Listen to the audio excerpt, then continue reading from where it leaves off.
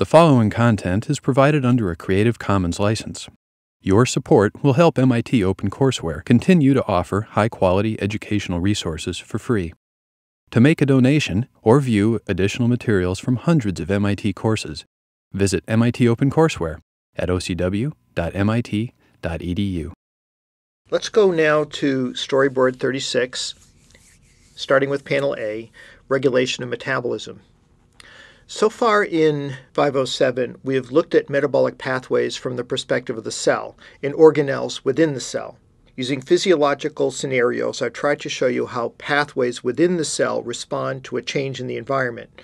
For example, by running away from a stressor, such as a dog, or dealing with the problems of starvation or diabetes. We have looked a little bit at the ways that individual steps in pathways are regulated. We've not, however, looked at the ways that individual pathways and individual organs coordinate their respective activities in order to accommodate the needs of the entire organism. Coordinated pathway networking is the focus of this lecture. Let's turn to Panel B. I'm going to start out by talking a little bit about the 7 pathways that we've studied in detail in 507 and look at how they're regulated. As I've said before, typically pathways are regulated at their rate-determining steps. That is the step at which you'll find an enzyme that has a large free energy change associated with the conversion of substrates to products. In the first pathway we studied, glycolysis, there are 3 irreversible steps, specifically the glucokinase/hexokinase step, secondly the phosphofructokinase 1 step, and thirdly the last step, pyruvate kinase. These are all sites of pathway regulation. Our second pathway, the tricarboxylic acid cycle or Krebs cycle, was regulated at every step at which NADH is produced. That is citrate dehydrogenase, alpha-ketoglutarate dehydrogenase, and malate dehydrogenase. While pyruvate dehydrogenase is not formally part of the TCA cycle, I'll point out here that it is also regulated by NADH. In all 4 cases, NADH feedback inhibits the enzymes that produce it. Under conditions of excessive TCA cycle activity, you'll find that NADH levels will drop, and accordingly, NAD+ levels will increase. The reduction in NADH will result in activation of the pathway. In other words, the disappearance of NADH results in the uninhibition of the pathway.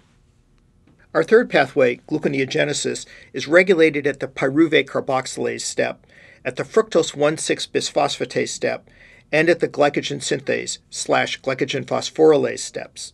We're going to be looking at this pathway in some detail in a little while. Our fourth pathway, fatty acid catabolism, is regulated at the CAT, or carnitine acyltransferase step, which is inhibited by malonyl coenzyme A. Malonyl CoA is one of the key precursors for fatty acid biosynthesis.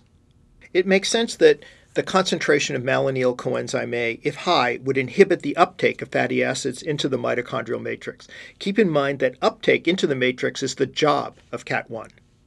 Shutting down CAT1 by the high concentration of malonyl CoA prevents entry of fatty acids into the mitochondrial matrix where they otherwise would be subjected to beta oxidation. By turning off CAT1, malonyl coenzyme A prevents the futile cycle of simultaneous fatty acid degradation and biosynthesis. The fifth pathway is fatty acid biosynthesis. Acetyl-CoA carboxylase, or ACC, is the enzyme that makes malonyl coenzyme A out of its precursor, acetyl coenzyme A. This enzyme, ACC, is activated by insulin. As we've seen before, insulin detects the fed state in the organism. Hence, following a meal, insulin levels rise, and that's the signal that tells the cells of the body to take up nutrients. As just one example, after a meal, glucose levels will rise in the blood. Insulin will be released and drive the glucose into the cell. The cell will then activate pathways by which the glucose is converted to acetyl-CoA. Then, the acetyl-CoA will be converted into fatty acids and then ultimately into triacylglycerides for energy storage. Our sixth regulated pathway is the pentose phosphate pathway. Glucose 6-phosphate dehydrogenase is the first step in the pathway. And as we often see, an early or committed step is where regulation happens. One of the products of the pentose phosphate pathway is NADPH. If the cell has used a lot of NADPH, for example for biosynthesis, its levels will drop. Coordinately, there will be an increase in NADP+. In the case of glucose 6-phosphate dehydrogenase, we find that NADP+, which is the product of excessive reductive biosynthesis, as well as other activities such as combating oxidative stress, activates the dehydrogenase in order to enable the synthesis of additional NADPH in order to sustain biosynthesis. The last pathway, the seventh, is electron transport and oxidative phosphorylation. This is our most robust pathway for the production of ATP. When there's a lot of demand for ATP, ADP levels will rise in the cell, and it's ultimately the level of ADP that regulates electron transport and oxidative phosphorylation. More about that in a few minutes. Let's now look at panel C. Organs communicate with one another by the nervous system, of course, but also by hormones, small molecules that are secreted by one organ that will have an effect at one or more organs distal to the first organ. Changes in our environment are detected by the brain with input from our sensory organs. Our internal organs, such as the liver, pancreas, kidneys, adrenal glands, and muscles, will detect signals either independently of the brain or after an instruction set is received from the brain. The resulting signal network will allow the entire organism to be able to adapt to the new environment, be it one of stress, for example, being chased by a dog, or one of, for example, hunger. We'll talk later about the adrenal glands, which are going to respond to signals that come in from sensory organs that tell our muscles to start running, and to tell the liver to start to provide the muscles with the glucose they need in order to sustain running. Later, we'll be looking in some detail at the adrenal-produced hormone epinephrine, also called adrenaline. Adrenaline will have a profound impact both in the muscles and in the liver to allow these organs to do their respective jobs. The pancreas is a very important organ in that it provides exocrine functions that help with digestion and endocrine functions that enable us to regulate or balance fuel metabolism. The alpha cells of the pancreas produce glucagon. The alpha cells sense hunger. They secrete glucagon into the blood, which travels to organs that represent our fuel depots. And fuel from those depots, for example, fatty acids and glucose, will then be supplied to other tissues of the body that are in need of nutrition. The beta cells of the pancreas sense what we call the fed state, and they produce insulin. Insulin instructs the various organs of the body to take up fuel in the wake of us having eaten a meal. Now let's look at panel D. There are three general paradigms by which pathways are regulated. The three hormones that I've just mentioned typically will cause the activation of a kinase that will phosphorylate a target protein, resulting in either increased or decreased activity of that protein. We call this hormonal, or more properly, covalent control, because there will be a covalent modification of a protein that will be responsible for pathway regulation. The second major paradigm by which pathways are controlled is allosteric regulation. Earlier in 507, Joanne Stubbe showed us how hemoglobin, the molecule that carries oxygen in the blood, is controlled by bisphosphoglycerate and protons, which act as allosteric effectors. Similarly, other small molecule effectors will control the major pathways of metabolism. We're going to be looking at phosphofructokinase 1 as our prime example. The third strategy of regulation is what I call acceptor control. This is the way that electron transport and oxidative phosphorylation are regulated. To the right side of panel D is an abbreviated metabolic pathway that I'm going to use to describe each of these three paradigms. At the upper left is a box that contains glycogen synthase and glycogen phosphorylase. Earlier in 507, I told you how phosphorylation of a specific serine residue on glycogen phosphorylase results in a dramatic increase in the activity of that enzyme. A little later, we'll see that covalent modification, again by serine phosphorylation, of glycogen synthase results in a decrease in activity of that enzyme. Hence, covalent modification of these two proteins enables, in one case, activation of the enzyme, and in the other case, inhibition of the enzyme. This reciprocal control prevents futile cycling. Now let's look at the box in the center of this abbreviated metabolic pathway. The glycolytic enzyme PFK1, phosphofructokinase 1, converts fructose 6-phosphate to fructose 1,6-bisphosphate.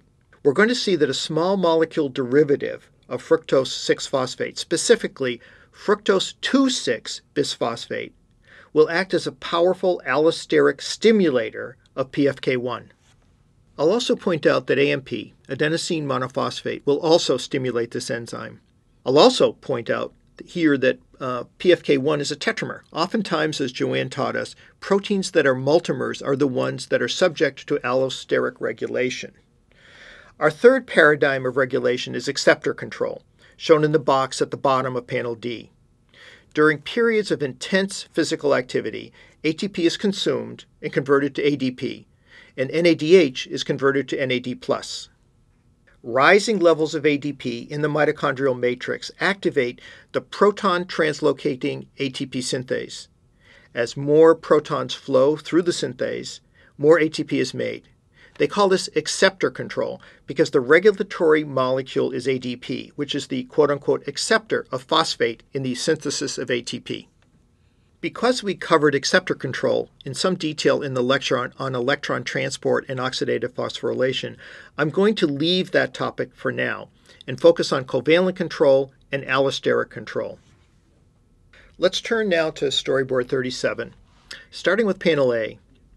With regard to the paradigm of covalent control, I'm going to focus on the pair of enzymes, glycogen synthase and glycogen phosphorylase, which reciprocally regulate glycogen synthesis and glycogenolysis. Let's consider a scenario in which there's some kind of stressor. The muscles have to be activated in order to be able to deal with the stress, and the liver has to be able to provide the resources to the muscles that will allow the muscles to continue intense physical activity. Now let's look at panel B. In our scenario, you've just seen something frightening. Your brain then sends an electrical signal to the adrenal glands, which then send a chemical signal, specifically adrenaline, to the liver and to the muscles. At the top part of this response scenario, both the liver and muscles are going to be responding in a very similar way. However, at the bottom part of the response scenario, the liver and muscles are going to be activating very different pathways. Specifically, we're going to see that muscles will strongly activate glycolytic pathways in order to enable the production of ATP to keep the muscles running. The liver, by contrast, is going to be activating pathways that are more like those of gluconeogenesis. That is, spilling out fuel from the liver to provide the muscles with the energy-rich resources that it needs to keep us running away from our stressor. Adrenaline, or epinephrine, travels from the adrenal glands through the blood. It takes only a second or two for this to happen. It's received by the liver and the muscles at the beta-adrenergic receptor. The blood concentration of epinephrine is very low, something of the order of 10 to the minus 10 molar at this point. There's going to be a very substantial signal amplification as we move ahead. Keep in mind for later that the initial triggering signal is in the 10 to the minus 10 molar range. The arrival of epinephrine at the receptor results in structural changes in the transmembrane domain of the beta-adrenergic receptor. The signal is received by a heterotrimeric G protein, shown as the circle with alpha, beta, and gamma subunits. This G protein, in its inactive state, has a bound molecule of GDP, that is, guanosine diphosphate. Upon receipt of the signal from the beta-adrenergic receptor, the heterotrimeric G protein ejects the beta and gamma subunits, and the GDP molecule, which is non-covalently bound, is released. The GDP is replaced by a GTP, guanosine triphosphate.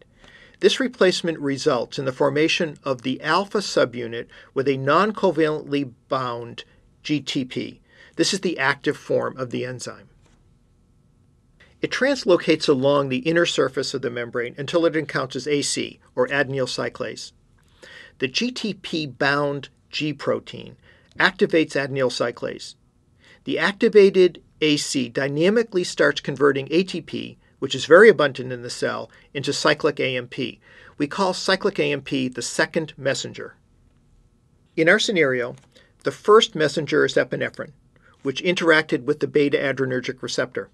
The second messenger is cyclic AMP, which is produced by the activation of adenyl cyclase, which is asymmetrically associated with the inner surface of the cell's membrane. Let's turn now to panel C. In the upper left of panel C, you'll see a box. This box depicts the chemical mechanism leading to the production of cyclic AMP. Let's now look at the main part of the panel. In a very short period of time, a matter of seconds, the concentration of cyclic AMP within the cell goes from about 1 micromolar up to about 5 micromolar. So the presence of epinephrine at the 10 to the minus 10 molar concentration outside the cell results in a perturbation of cyclic AMP concentrations inside the cell, bringing cyclic AMP concentration to about 10 to the minus 6 molar. This is a very substantial increase in signal, which an engineer would call gain. The increasing cyclic AMP concentration is going to activate a kinase cascade. And the initial kinase that's going to be activated is called protein kinase A, or pKa, which is represented symbolically as a C with a circle around it in my drawing. In its inactive state, protein kinase A is in a complex involving 2 molecules of itself and 2 molecules of a regulatory protein, which I've indicated as an R in the middle of a circle. Cyclic AMP forms a tight complex with R. This basically causes R to dissociate from the active subunit C, that is the catalytic portion of protein kinase A. The catalytic portion of protein kinase A is now free to act as a kinase to phosphorylate the next kinase in the cascade, which is called SPK, or synthase phosphorylase kinase. A serine residue on SPK is phosphorylated, and that event converts this kinase into its active form. I'll also point out that one of the subunits, the delta subunit of SPK, is the calcium binding protein calmodulin, which gives a second level of regulation to this enzyme. Specifically, this enzyme is regulated not only by the concentration of cyclic AMP, but also by the levels of calcium within the cell. The activated SPK, or synthase phosphorylase kinase, is now going to phosphorylate 2 other proteins, glycogen phosphorylase and glycogen synthase. As I mentioned earlier, phosphorylation of glycogen phosphorylase results in the enzyme becoming more active. That is, it starts breaking down glycogen by phosphorylasis to produce glucose 1-phosphate, which will then be available for further metabolic processing. In the muscle, glucose 1-phosphate will be converted by phosphoglucomutase into glucose 6-phosphate, which will then be a substrate to initiate glycolysis with the ultimate generation of lots of ATP for the muscle. In the liver, phosphoglucomutase will convert glucose 1-phosphate into glucose 6-phosphate, but in this case, gluconeogenesis will be activated. Glucose 6-phosphatase will remove the phosphate from glucose 6-phosphate, converting it to glucose. The glucose will then be secreted from the liver, go out into the blood, and then go to the muscle to help the muscle carry out glycolysis. Now let's look at the other target of SPK, synthase phosphorylase kinase, specifically glycogen synthase. In this case, glycogen synthase phosphorylation results in a less active protein, and hence glycogen synthesis will cease. This makes sense, because a cell under stress would not want to be making glycogen. It wants to be using energy and not storing fuel. Let's step back and look at the big picture at this point. The interaction of a hormone resulted in the covalent modification of proteins. One of those phosphorylated proteins, glycogen phosphorylase, triggered glycogen breakdown. Phosphorylation of a second protein, glycogen synthase, turned it off. Turning off glycogen synthase helped us avoid the otherwise futile simultaneous synthesis and breakdown of glycogen. So overall, this is an example of a hormone causing covalent modification of proteins in such a way that it altered the activity of those proteins in a manner that made sense given the physiological challenges to the organism. Next, let's turn to Storyboard 38, Panel A. Our next regulatory paradigm will be the use of allosteric effectors to regulate a pathway. As before, I'm going to use the physiological scenario of stress, but in this case I'm going to show how stress will cause the production of small molecule allosteric effectors that will activate glycolysis in the muscle and activate gluconeogenesis in the liver. Our focal point is going to be PFK1, phosphofructokinase 1 of glycolysis. Of central importance is going to be a small molecule, fructose 2,6-bisphosphate, which we'll see is going to be a very powerful allosteric stimulant of PFK1. Fructose 2,6-bisphosphate is made by the enzyme PFK2, phosphorofructokinase 2. Let's start out by looking at the very short biochemical pathway shown in panel A. We see glucose converted by hexokinase or glucokinase to glucose 6-phosphate, and then some equilibrium steps up until we get fructose 6-phosphate. Ordinarily, we think of fructose 6-phosphate as continuing in the glycolytic pathway, but let's not think of it that way right now. The chemical structure of fructose 6-phosphate is shown slightly to the right. Note that fructose 6-phosphate has a phosphate on the 6-hydroxyl group, and that the 1-hydroxyl functionality has only a hydrogen. This is the alpha anomer of fructose, as evidenced by the fact that the hydroxyl group on carbon 2, the anomeric position, is down or under the furanose ring. With a little bit of electron pushing, you can change the stereochemistry at the 2-carbon, such that the hydroxyl group would be up or in the beta configuration. In the beta configuration, the hydroxymethyl group of fructose 6-phosphate, which includes its 1-carbon, would be down. The beta and alpha anomers of fructose 6-phosphate are in equilibrium. That is, they both exist at the same time. The kinase, phosphorofructokinase 2, catches the beta anomer of fructose 6-phosphate and phosphorylates it, producing the molecule at the lower right of this panel. That's the actual structure of fructose 2,6-bisphosphate. This is the molecule that's going to serve as the allosteric effector of the glycolysis pathway. The PFK2, or phosphorofructokinase 2 enzyme, is shown to the left. It's a complex enzyme, having lots of different functionalities. The hatched circle within the larger circle at the top represents the phosphorofructokinase domain, which converts fructose 6-phosphate to fructose 2,6-bisphosphate. That is, the structure at the lower right. The hatched domain at the bottom is the fructose bisphosphatase domain. This is an unusual enzyme. In the top domain, it acts as a kinase. In the bottom domain, acts as a phosphatase. PFK2 has 2 hydroxylated amino acids, one at about 3 o'clock as drawn, and the other at about 6 o'clock. When the hydroxyl group at the bottom is present as a pure unmodified hydroxyl group, the protein acts as a kinase. When the 6 o'clock domain is phosphorylated, the enzyme acts as a phosphatase.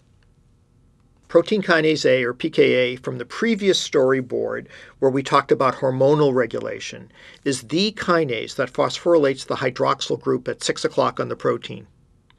As we'll see later, the hydroxyl group at 3 o'clock is targeted by a kinase called AMP kinase in the muscle. Before we go on, I want you to look carefully at the structure of fructose 2,6-bisphosphate at the bottom right of panel A. Compare that structure with the structure of fructose 1,6-bisphosphate at the right in panel B. If you squint and look at these two molecules, you'll see that they look remarkably alike. In both cases, the phosphate group is above the plane of the furanose sugar. However, in the case of fructose 2,6-bisphosphate, the phosphate is on the 2-carbon, whereas with fructose 1,6-bisphosphate, the phosphate is on the 1-carbon. The way these molecules look will become important in a few minutes. Now let's take a look at the pathway as shown in panel B. Panel B reflects the liver in its normal, that is, non-stress state. So this is just the liver doing everyday liver business.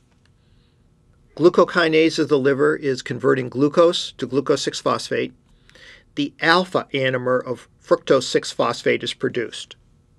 Most of the fructose 6-phosphate is converted to fructose 1,6-bisphosphate. In the liver cell at this time, there's probably some low level of glycolytic activity going on. However, because of natural anomerization, some of the alpha fructose 6-phosphate is converted to its beta anomer. Phosphorofructokinase 2, or PFK2, is shown to the lower left, and it's active. Note that neither of its hydroxyl groups at this point are phosphorylated, and its kinase site will be converting the beta fructose 6-phosphate anomer to its phosphorylated form, that is, beta fructose 2,6-bisphosphate, which has the structure shown at the bottom right of the previous panel. Fructose 2,6-bisphosphate is a positive allosteric effector of phosphofructokinase 1. So it facilitates the glycolytic pathway that is enabling net flux from left to right in the pathway as shown. In addition to stimulating glycolysis, fructose 2,6-bisphosphate strongly inhibits gluconeogenesis. It does this by binding at the active site of fructose 1,6-bisphosphatase, the gluconeogenic enzyme, clogging up the active site and thus disabling the gluconeogenic pathway. The reason that it's such a good inhibitor of gluconeogenesis stems from an examination once again of the structures of fructose 2,6-bisphosphate in the bottom right of the previous panel and fructose 1,6-bisphosphate shown to the right on this panel. Keep in mind that fructose 1,6-bisphosphate, while it's the product in glycolysis, is the substrate for the gluconeogenic reaction. If the active site of the fructose 1,6-bisphosphatase is clogged by fructose 2,6-bisphosphate, then it's not going to be able to process the fructose 1,6-bisphosphate in the gluconeogenic direction. Hence, gluconeogenesis is strongly inhibited. All of the above shows us that fructose 2,6-bisphosphate is really important. It stimulates the forward direction in the liver, that is, causing glycolysis to have a net flux from left to right. And in addition, it strongly inhibits the back reaction, that is, the reaction in the gluconeogenic direction.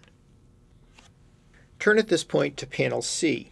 Now let's ramp up the scenario and think about a situation in which you're being chased by a dog. You want to be able to generate glucose in the liver and then export that glucose to the muscles so that you can run away from your foe. This is a situation in which you would like to have your liver stop doing glycolysis.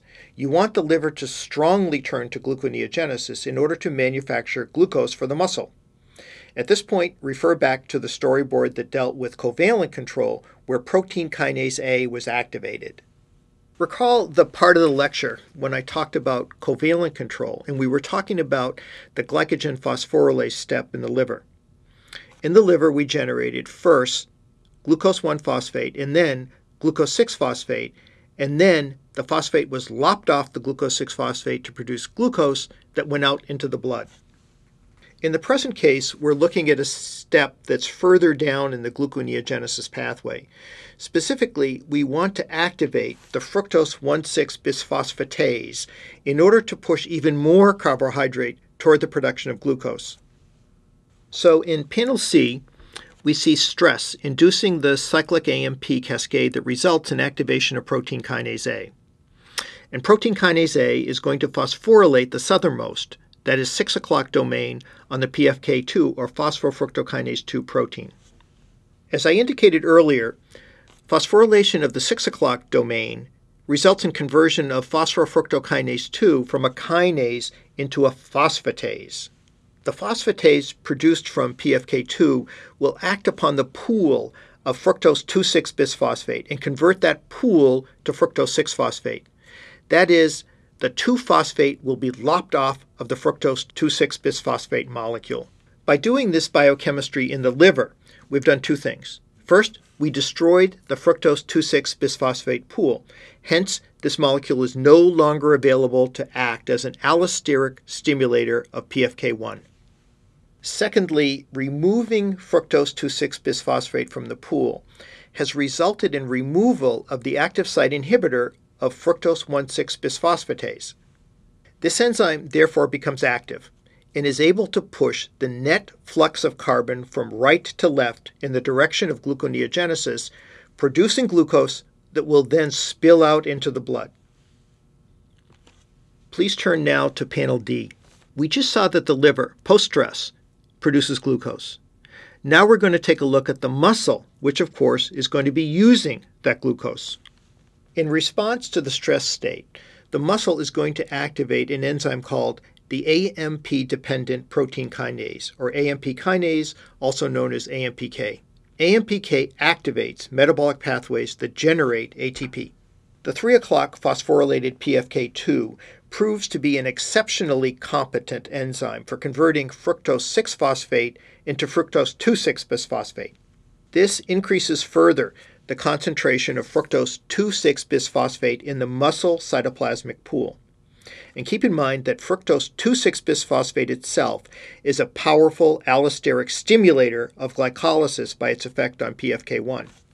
So in the muscle cell, we're able to achieve extraordinarily high concentrations of fructose 2,6-bisphosphate, thus favoring glycolysis. Let's turn now to Storyboard 39. Let's start with Panel A. The way that AMP kinase stimulates glycolysis in the muscle post-stress is illustrated in this abbreviated metabolic pathway. Starting at the lower left, the stressor has created the cyclic AMP cascade that activates AMP kinase. AMP kinase phosphorylates the 3 o'clock domain on PFK2, converting it to its phosphorylated derivative that shows powerful kinase activity to convert fructose 6-phosphate into fructose 2,6-bisphosphate. This enhanced pool of fructose 2,6-bisphosphate will now act as a powerful allosteric stimulator of PFK1 to favor glycolysis.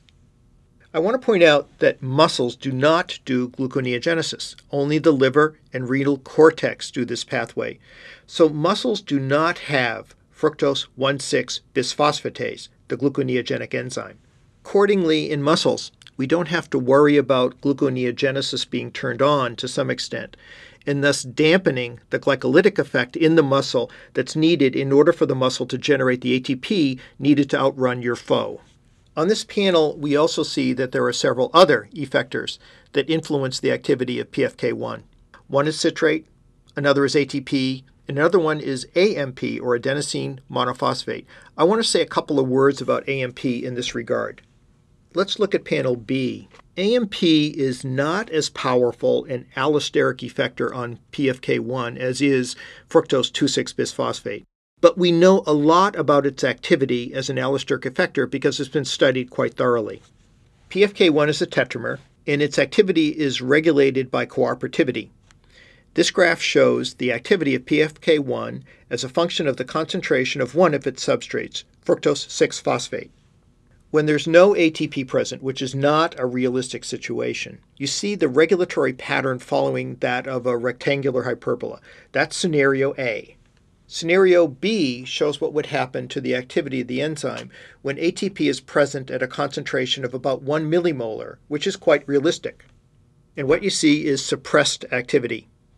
When the heterotropic allosteric effector AMP is added, you see the curve shift to the left. That is, you get enhanced activity at a given substrate concentration. My guess is that fructose 2,6-bisphosphate would push the curve even further to the left.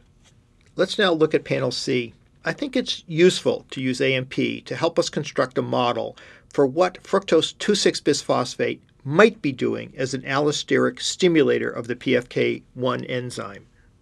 The equilibrium diagram that I've drawn shows the relationship between the relaxed, that is more active state of the PFK1 tetramer, and the tense, that is more inactive state of the enzyme. When ATP is abundant within the cell, it binds more strongly to the tense state, and hence ATP inactivates PFK1. This makes sense because if ATP is abundant, you do not want to be doing glycolysis to make even more ATP. However, when the ATP pool of a cell is challenged by doing heavy work or biosynthesis, the AMP is going to bind more tightly to the R state of PFK1, and that's going to help convert the enzyme into its more active state. That's a little snapshot of how a small molecule, in this case AMP or perhaps fructose 2,6-bisphosphate, can dramatically regulate the activity of an enzyme at a specific step in metabolism.